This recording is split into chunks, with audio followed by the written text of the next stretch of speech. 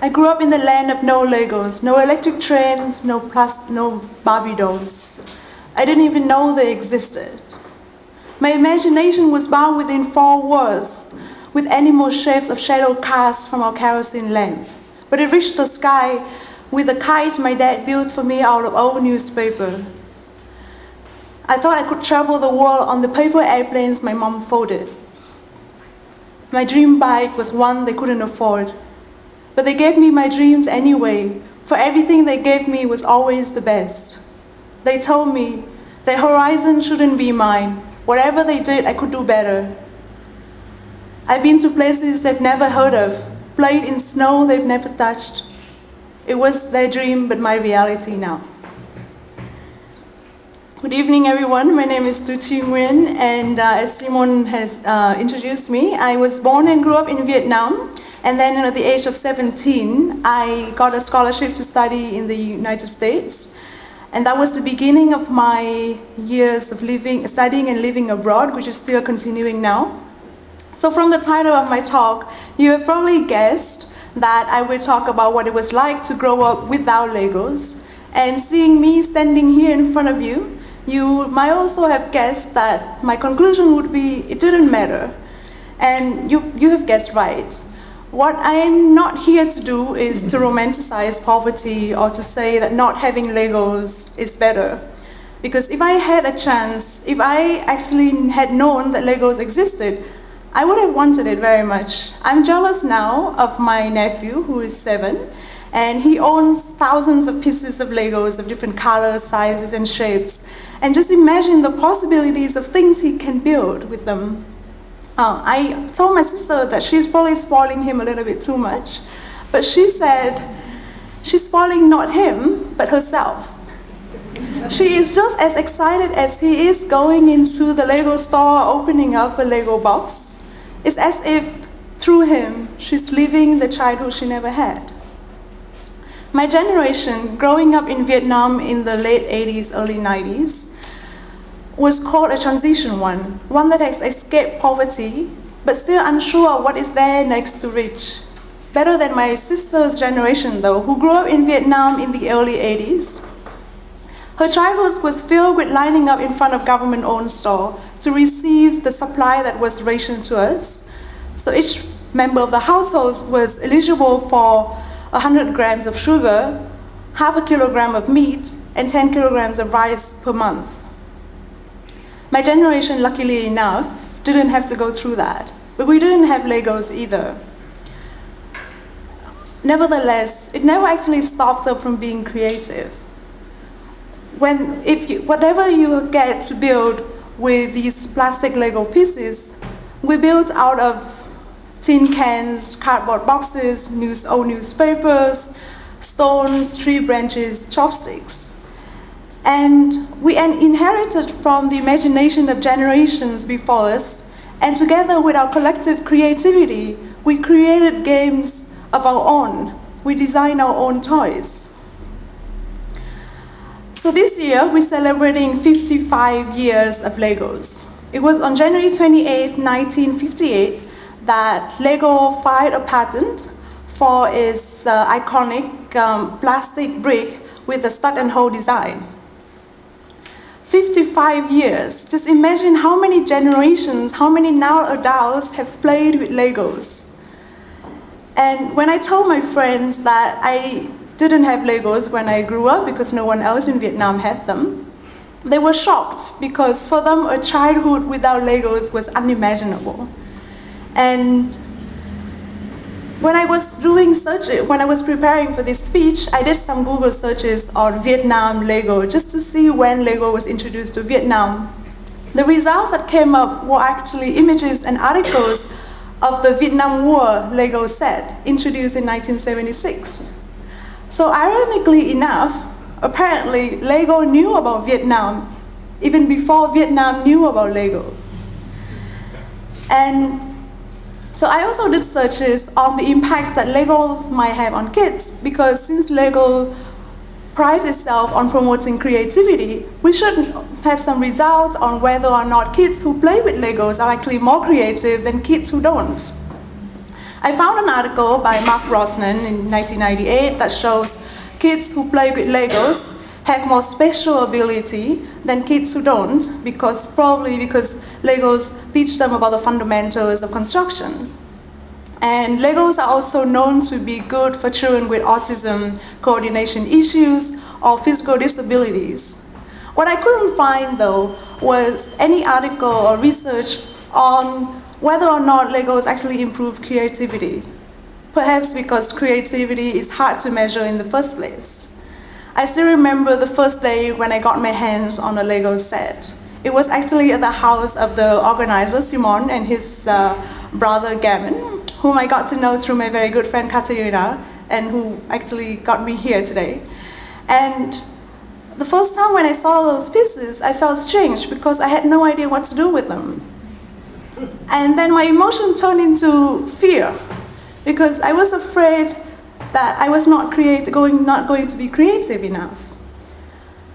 So I started conservatively, just build something I knew, like a house or a car. Then as I got used to it a little bit more, I let my imagination run wild a little. And what I ended up creating didn't look like anything. But that's the whole point about creativity. It should have no standard. It should look like nothing that has ever existed. And we shouldn't worry whether or not our creativity is good enough.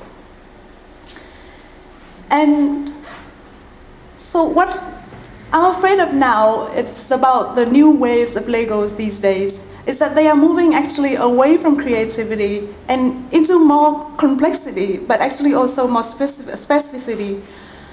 With the new waves, we have the Lego sets of Star Wars, Lord of the Rings, and superheroes. I see excitement in the audience. And yes, but they're incredibly complex because they have hundreds of steps of instructions and thousands of pieces only particular to that model.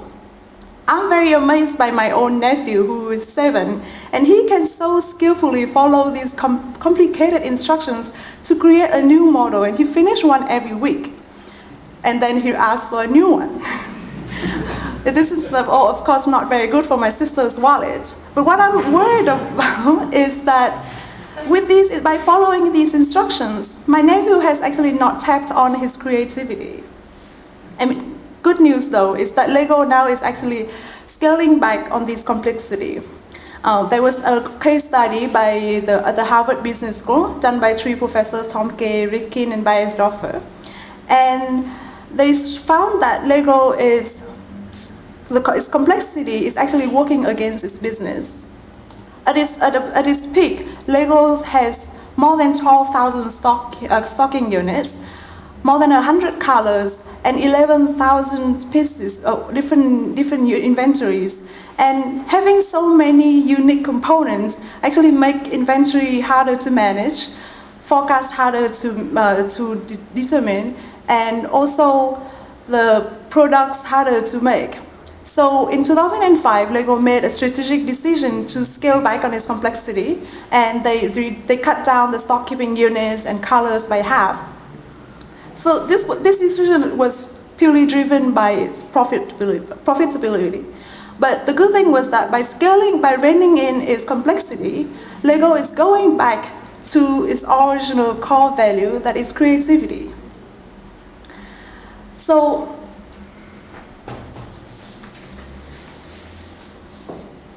and Lego itself, and what Lego is teaching us now is not just creativity, which is a valuable life skill, but what we often fear, but it's very good for society, that is creative destruction, a term coined by Schumpeter. With all these different pieces of bricks of different colors and shapes, we can create whatever we want, but then we also have the courage to actually destroy them all, start from scratch, improve upon ourselves, and design something even better. And Lego itself is also a case of continuous innovation. You probably remember the first generation of Legos, very simple bricks with colors and shapes. And so you can only build things with sharp edges, like buildings. And the next generation came with more flexible components, and even models. So now kids can make things that move. So it's the same thing with technology. We see advancement of technology all the time. My generation, we are jealous of kids these days who get exposed to iPad very soon. But the previous generation was probably very jealous of my generation for being so fast on computers and internet. And we move from fixed line to cell phones to smartphones. And with this advancement of technology, we have to continuously learn to know how to use new devices. By the time we get to know how to use one device, a new, better one has already been invented. And with so much that we are rushing to adapt our habits to this advancement of technology, so much that we're getting captured by them, dependent on them, organizing our lives and interactions around them. And so we have smartphones, smart TVs now, and smart refrigerators, machines so smart that they actually think for us, making decisions for us and telling us what is best. So what I'm afraid of, to quote Albert Einstein, who put it very well, he said, "I fear the day when technology overlaps with our humanity. The world will only have one generation of idiots." So what I'm advocating for is not to get rid of all these wonderful devices and go back to the Stone Age, but because, as you can see, all these machines actually make our lives a lot easier. We have washing machines, dishwashers, computers. And then in developing countries, electric and gas cookers actually help women because they no longer have to go and collect woods. Mobile phones and smartphones help bring us together, and with planes we can travel the world. But what they are tools and not rulers by which we should measure our lives. So, going back to the story of Legos, I was less impressed by the do-it-yourself pre-made set boxes with the pre-made models and hundreds of pages of instructions, but more impressed by just the simple bricks that they provided. With these bricks, they provided the kids with the possibilities to think that they have the power as builders and creators to stretch their imagination and make whatever they want. So I guess next time, before you buy your kids another Lego set or buy yourself a new gadget, I think about what kind of change they can create to your life, whether you can handle those changes, and what they are replacing. So I'm going to leave you with another quote by Albert Einstein.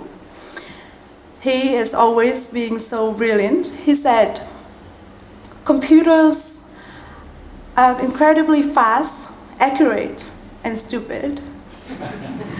Human beings are incredibly slow, inaccurate, and brilliant. Together they are powerful beyond imagination." Thank you.